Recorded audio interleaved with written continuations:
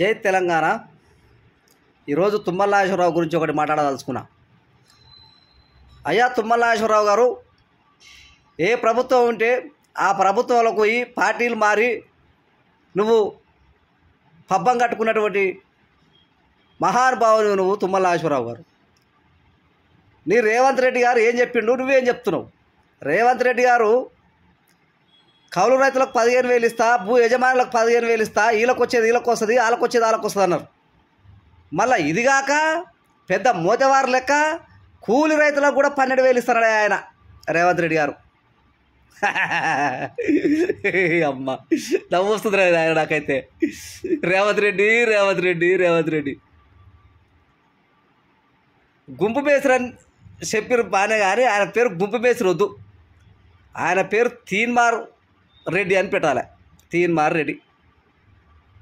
తుమ్మల నాగేశ్వరరావు అంటాడు కౌలు రైతులు భూ యజమానులు కూర్చొని మాట్లాడుకోవాలని అంటాడు.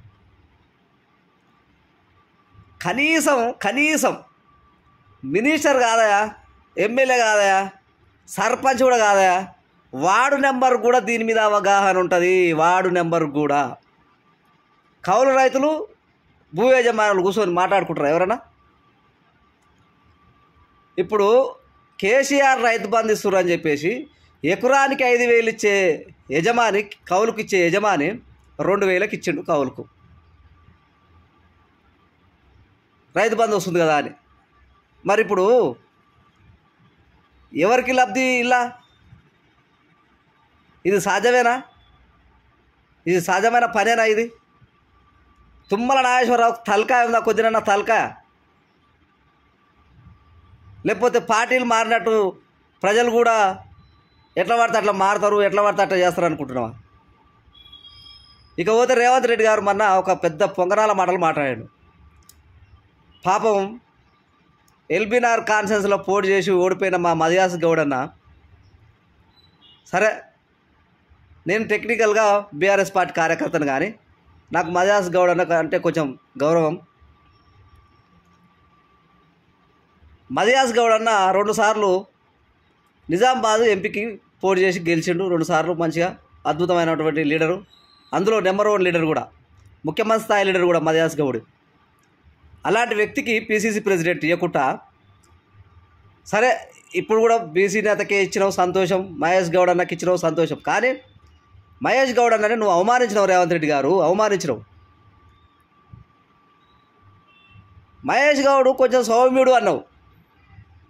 నీకంటే సౌమ్యుడు ఏం కాదు, నువ్వు సౌమ్యునివి. నువ్వు చేతగాని పాలన చేస్తున్నావు ఇలా తెలంగాణలో. నిరుద్యోగ భృతి ఏది? కళ్యాణ లక్ష్మి ఏది? గ్యాస్ సిలిండర్ ఏది? ఇంటికో వాహనం ఏది? రైతు రుణమాఫీ అందరికీ ఏది? రైతు భరోసా ఏది? 24 గంటల కరెంట్ ఏది? రైతు బీమా ఏది? రోడ్లు గుంతలు పడుతున్నాయి. ఆల్రెడీ కేసీఆర్ వేసిన రోడ్లు గుంతలు పడుతున్నాయి. కేసీఆర్ ఫస్ట్ పీరియడ్లో వేసిన రోడ్లు గుంతలు పడుతున్నాయి. తెలంగాణలో ఆగమాగం అవుతుంది. రేవంత్ రెడ్డి గారు ఒకటే, కేసీఆర్ని టార్గెట్ చేయాలి, ముఖ్యమంత్రి పీఠం ఎక్కాలని చెప్పేసి వచ్చిందా అని మాటలు మాట్లాడిండు. ఆయన మాట్లాడేది పక్కన వాళ్ళకు కూడా అర్థం కాదు. ఏదో లొడలోడ డబ్బల రాలేసినట్టు లొడలోడ మాట్లాడిండు. నలుగురిని బ్రహ్మానందం జోకులేస్తే, బ్రహ్మానందం మాట్లాడితే ఎట్లా నవ్వుతారో అట్లా నవ్విపించి జోగ్గా ముఖ్యమంత్రి అయ్యిండు. జోగ్గా ముఖ్యమంత్రి అయ్యిండు రేవంత్ రెడ్డి గారు. ఎస్, సీరియస్గా ఏం కాలే, ఆయన తెలంగాణకు చేసింది ఏందో చెప్పాలి. కేసీఆర్ని తిట్టి, కేసీఆర్ని టార్గెట్ చేసి నువ్వు ముఖ్యమంత్రి అయినావు తప్పితే తెలంగాణకు నువ్వు చేసింది ఏదో చెప్పు. ఇప్పటికైనా రేవంత్ రెడ్డి గారు కళ్ళు తెరిచి ప్రజాపాలన అంటావు కదా, ఇమ్మీడియట్గా రైతు భరోసా విడుదల చేయి, రైతు రుణమాఫీ ఎలాంటి షరతులు లేకుండా మాఫీ చేయి, 24 గంటల కరెంటీ, 500 సిలిండరీ, నిరుద్యోగ భృతి, 18 ఏళ్ళు నిండిన మహిళలకు 2,500 ఇస్తామన్నావు ప్రతి నెలకు. అవి నీ ఒక్కరికే వస్తుంది అనుకున్నావా మాట్లాడడానికి? మాకు రాదనుకుంటున్నావా? పెడతావు ఆ లోపల ఎంతమందిని పెడతావో రోజుకొకరం మాట్లాడతాం. తెలంగాణ యువకులం రోజుకొకరం మాట్లాడతాం. బీసీలం పెట్టు, ఎవరు పెడతావు లోపల చూసుకుందాం.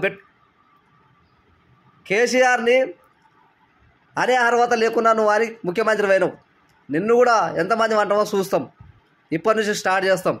జై తెలంగాణ, జై కేసీఆర్.